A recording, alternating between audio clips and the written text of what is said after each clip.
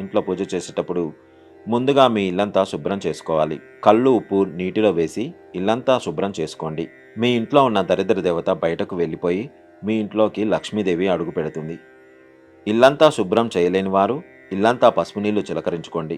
అలాగే పూజ చేసే ఆడవారు తప్పనిసరిగా తలస్నానం చేయాలి. అయితే తలస్నానం చేయలేని ఆడవారు పాపిట్లో కుంకుమ బొట్టు పెట్టుకొని దీపారాధన చేసుకోవచ్చు. ఇంట్లో పూజ ప్రారంభించే ముందు మీ పూజ గదిలో తప్పకుండా ఒక ముగ్గు వేయాలి. ముగ్గులో లక్ష్మీదేవి కొలువై ఉంటుంది. కాబట్టి మీ పూజ గదిలో ముగ్గు వేసి ఇంట్లో దీపారాధన చేసుకుంటే మీ ఇంటికి అష్టైశ్వర్యాలు చేకూరుతాయి. పూజ చేసే ఆడవారు నైటీలు వేసుకొని దేవుణ్ణి పూజించకూడదు.